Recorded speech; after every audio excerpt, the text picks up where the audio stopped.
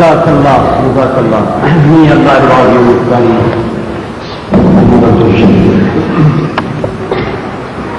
according to, as you know, Muhammad, they call that imitable symphony, the very sounds of which move men to cheers and ecstasies. Jazakallah. Ladies and gentlemen, this recitation of Quran will be followed by the main topic, challenge of Islam. And we are going to be waiting for interestly for Brother Ahmed Deedat. So I will hand it over to Brother Ahmed Deedat to read this speech to you. Brother Ahmed Deedat, topic, challenge of Islam.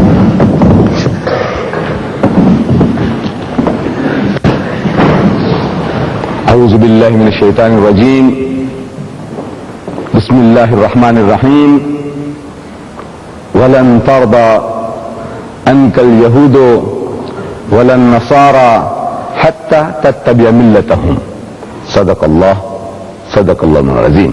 Mr. Chairman and my dear brothers and sisters, the subject, as the Chairman has announced to you, is the challenge of Islam.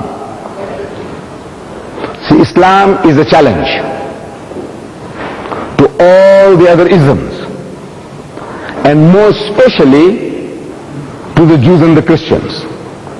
There is a very close relationship between the teaching of Moses, Jesus and Muhammad, may the peace of Allah be upon them all, or between Judaism, Christianity and Islam. And as soon as our Nabi Kareem sallallahu alaihi wasallam began to preach, more especially in Medina, the Christians and the Jews, they strongly opposed his preachings, telling the Muslims that you follow this prophet, a person who doesn't know how to read or write. He will only misguide you. You want to be right with God? You want Jannah? You want salvation? In that case, follow us. So Allah reminds us in the Holy Quran, He says, وَلَن تَرْضَى عَنْكَ الْيَهُودُ وَلَن نَصَارَى حَتَّى تَتَّبِعَ مِلَّتَهُمْ. That, O Muslims, the Jews and the Christians will never be satisfied with you unless you follow their brand of religion. And this statement, a statement of fact, is evident. Wherever you go, the Jews have fallen out of the race in wanting to convert us. They have made the religion a racial religion. The only thing they want from us is to accept the rights to Palestine, that rob our brethren of the country of Palestine and give it to the Jews.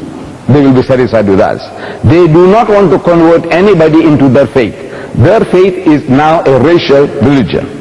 You have to be born a Jew to be a Jew. And in case you fall in love with a Jewish girl, and if she is particular, she wants you to be converted. So you'll have to go through all the processes, and eventually you are circumcised and converted. You will still remain a third-grade Jew. They do not accept you.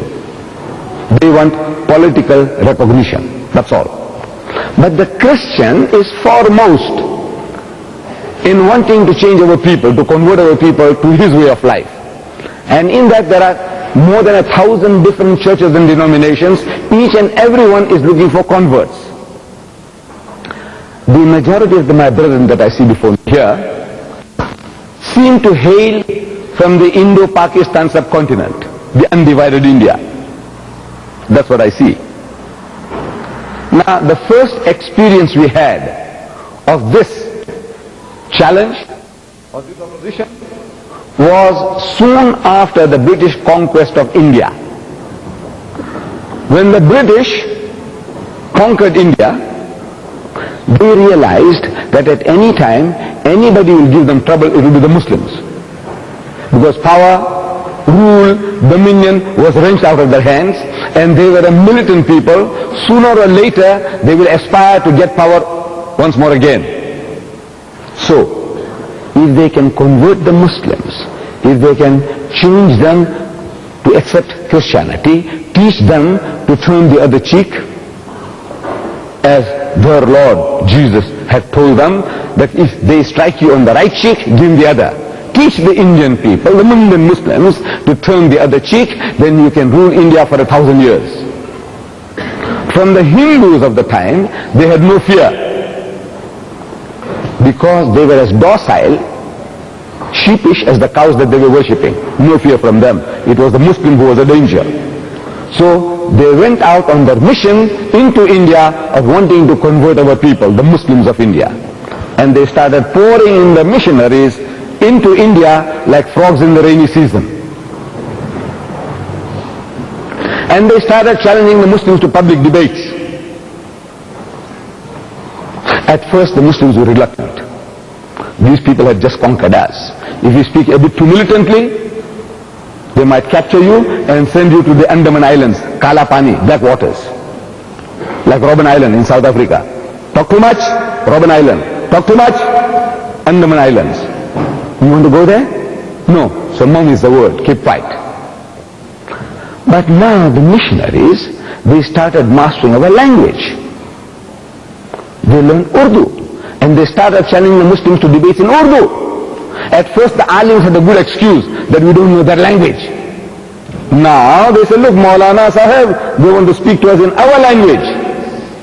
So the younger generation persuaded Maulana Abdul Aziz of Delhi to accept this challenge. And there was a reverend founder from Britain, an Englishman, a reverend founder who was taking a lead in this jihad against the Muslims of India.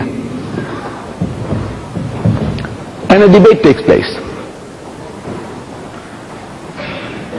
in Delhi. And according to reports, I was reading in the Izharul Haq, a beautiful book, which brought me to this position here. That book gave me the knowledge that brought me into confrontation with the Christians and to be able to start discussing and having dialogues with them.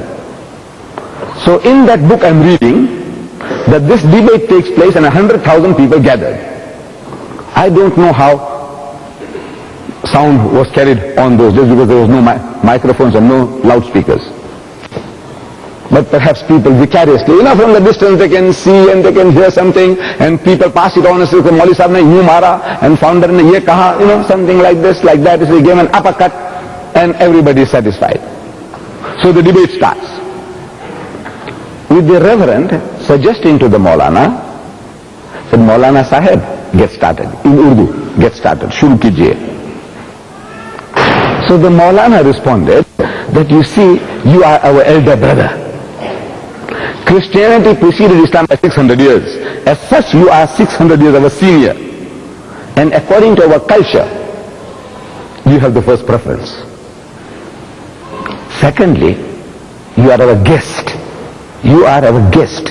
No doubt an unwelcome guest, but a guest at that. And according to our culture, you have the first preference. So the reverend founder was forced to start the debate. And he started with a question. It was all worked out in Urdu. Said, Maulana Sahib, respected Maulana, where is your Prophet Muhammad now, this moment? Where is he? So the Maulana thought for a moment and he said that he is in Jannatul Firdaus, heavenly bliss with Allah Bari Ta'ala.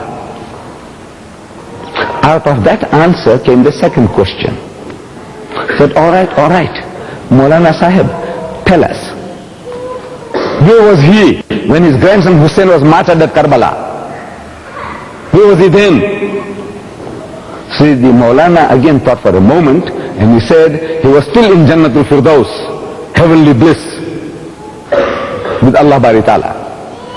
Out of that answer came the third question. It was all worked out, prepared. Said, all right, tell us now, Maulana Sahib, that if your prophet was with his Allah in heaven, when his grandson Hussein was being butchered, martyred at Karbala, didn't he ask his Allah for help?